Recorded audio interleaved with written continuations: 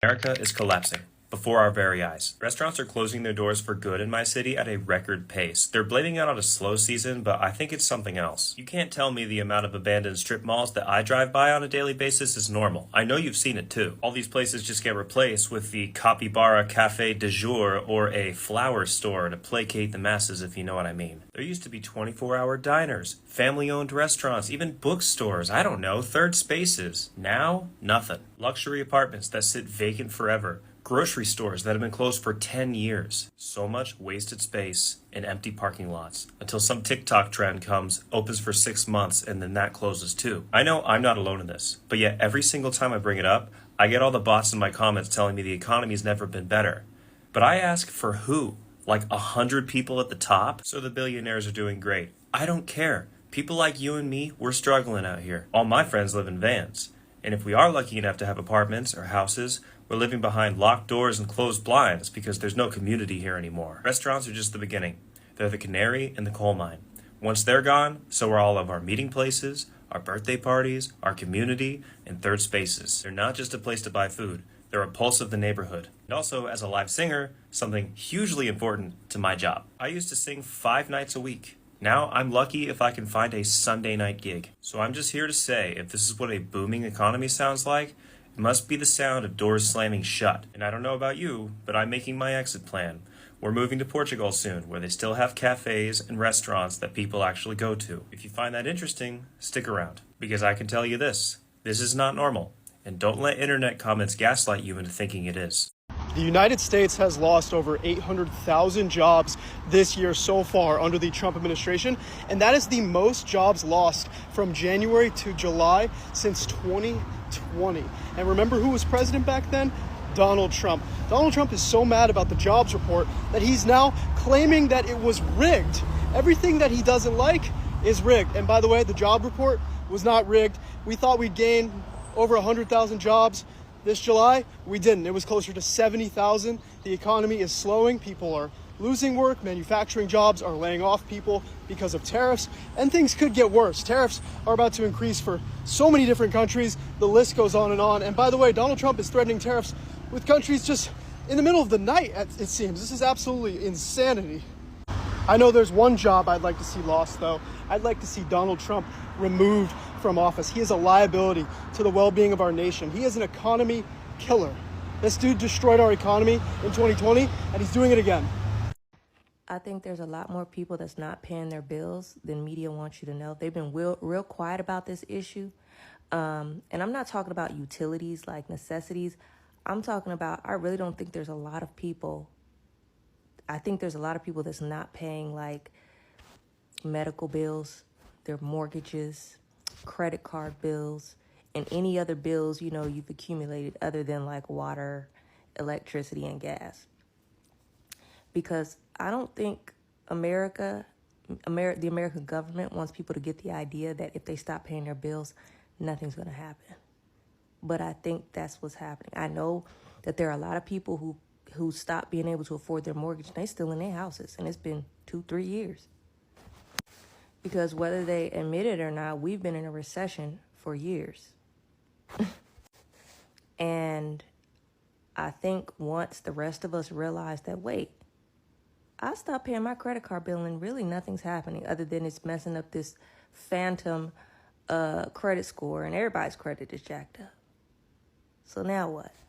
I think a lot of people aren't paying bills. So,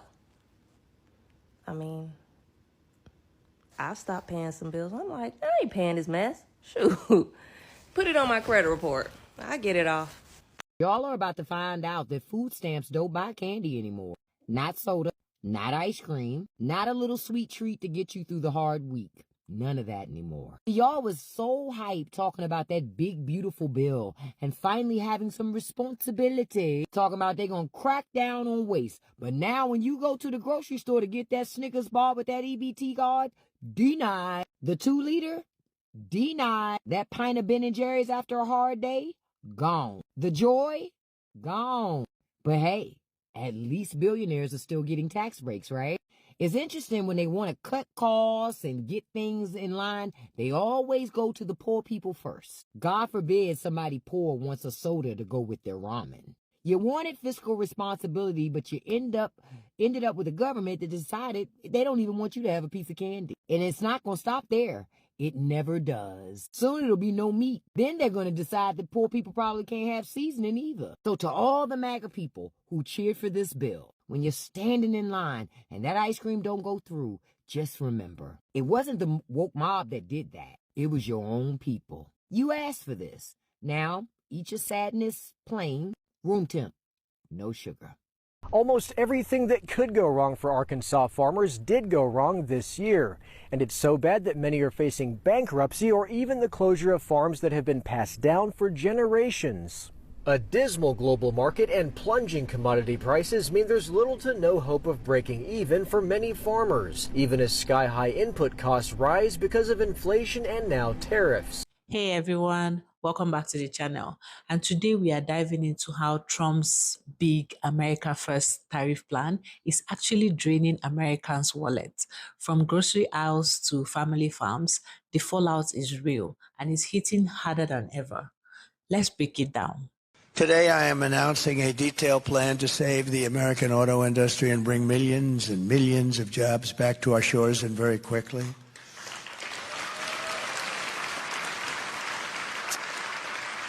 If you vote for Trump, and you will see a mass exodus of manufacturing jobs, but from Mexico to Michigan, from Shanghai to Sterling Heights, and from Beijing to right here in beautiful Detroit. Wait till you see Detroit.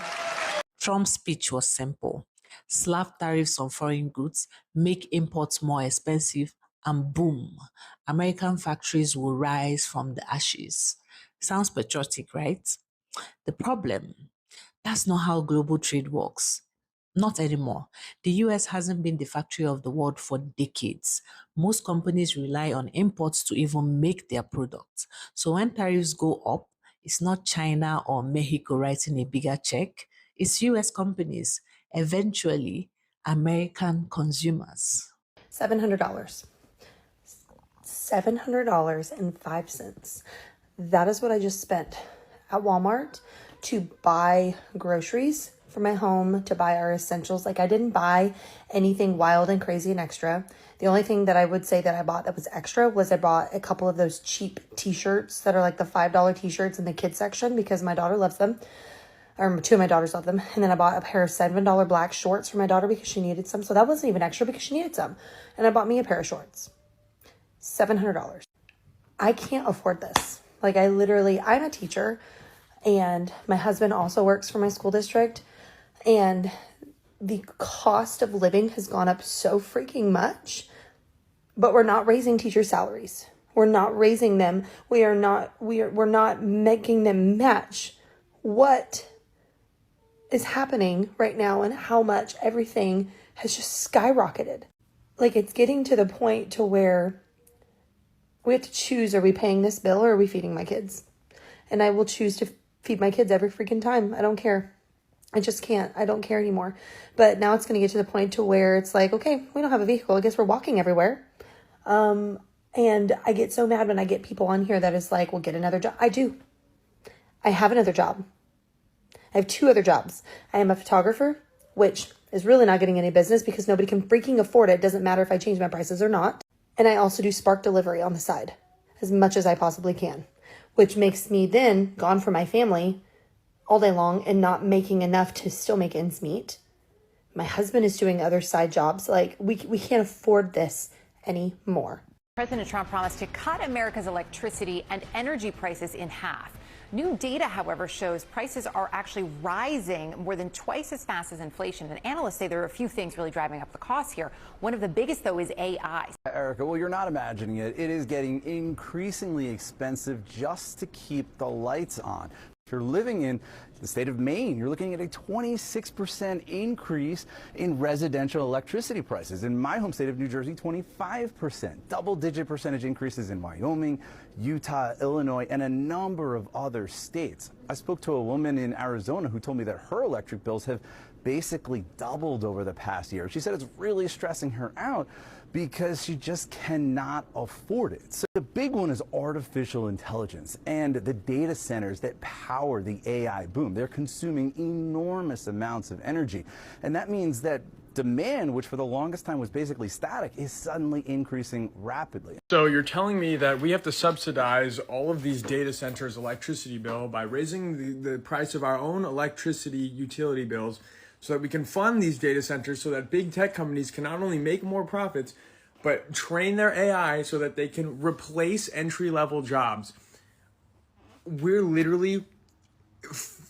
subsidizing and funding the end of the middle class is already pretty dead, but we're actively being forced to participate and contribute to future job loss and the destruction of entry-level jobs. All of us. It's insane. It's absolutely mind-boggling, just the level of greed, and it's so disgusting. It's so disgusting. If you live in the state of New Jersey and you haven't looked at your electric bill yet, prepare yourselves.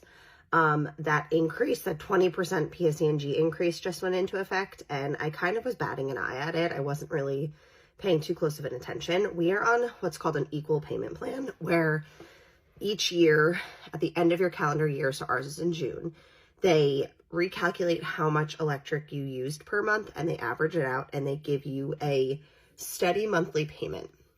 So that way you know what to budget for. Then at the end of that calendar year, you either have to pay overages for what you used or they give you a check if you paid too much. That never happens. Newsflash.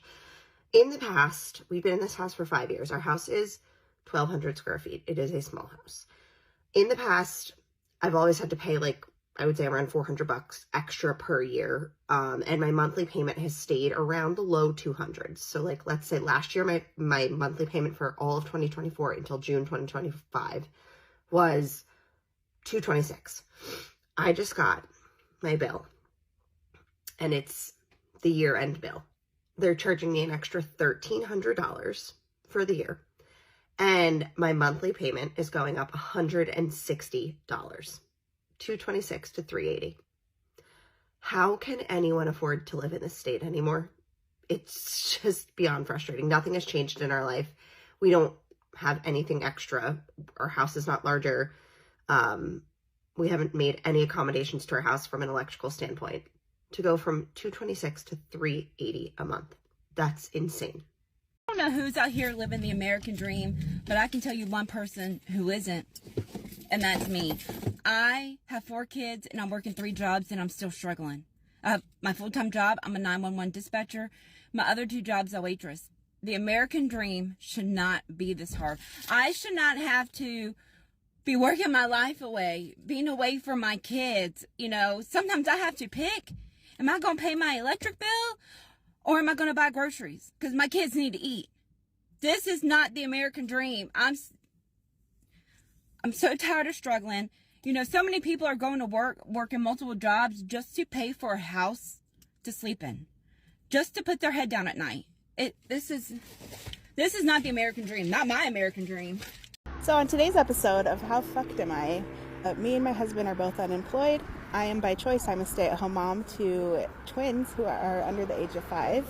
So daycare would cost more than what I would even make. He was laid off. He was in the tech industry. He was laid off about 3 months ago and he hasn't had any bite. We have a mortgage and we have debt and we have bills to pay. We're trying to figure out, how are we going to survive in this system? But do we even want to survive in this system? And we don't want to fucking pay taxes to genocide. We don't want to do this anymore. We don't want to send our kids to school to get unalived. We don't want to send them to school to learn about bullshit systems that aren't even going to help them.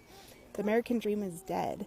What are we getting out of it? We're renting our life from banks and insurance companies and the healthcare industry. So Do I just like sell the house? Do we just try and get as much equity as we can? Just go find a visa somewhere, hopefully somewhere will take us? Do we, we're just like starting over. I feel like I'm a child. I feel like I'm starting all over from the beginning again, finding out a new career path. I was a lash artist since 2012, and it's like I can't charge people $90 for a fill. Like, who's going to pay that in this economy? It's just like, do we just buy a trailer and go live off the land? I don't know anymore. Like, I'm fucking crashing out. Everyday goods are suddenly more expensive. That cheap t-shirt now costs 20% more. Electronics skyrocketing. Cars? Forget it. Tariffs on steel and aluminium push prices through the roof.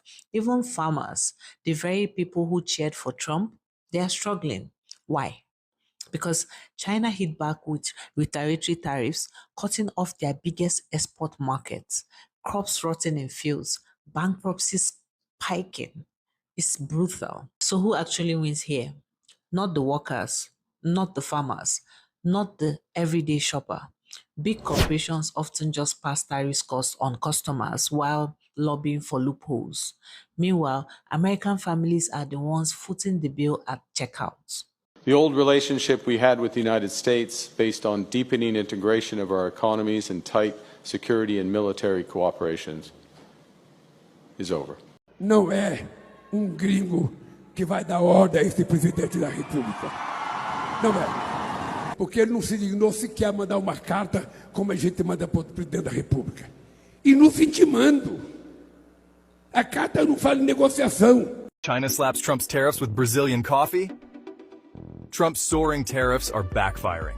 Agricultural exporters like Brazil's coffee growers are ditching the United States and selling more to China. The United States have sent us a letter with measures that would come into effect unless there is a negotiated solution. So we will therefore also extend the suspension of our countermeasures till early August. And at the same time, we will continue to prepare further countermeasures so we are fully prepared. And let's not forget, other countries didn't just sit back. Canada, Europe, even allies slapped tariffs right back on American goods. The results? America's global reputation took a hit. Foreign markets found new suppliers, and the US lost trade deals that may never come back. So here we are. Trump said tariffs would make America win again. Instead, Americans are paying higher prices, farmers are broke, and manufacturing still not coming back. If this is winning, I'd hate to see losing. Let me know in the comments. Have you personally felt the effects of tariffs? Higher grocery bills? Expensive cars? I'd love to hear your story. Don't forget to like, share, and subscribe for more deep dives into how politics hits your pocket. So YouTube thinks you like this video over here. Thank you so much for watching. See you in the next one. Au revoir.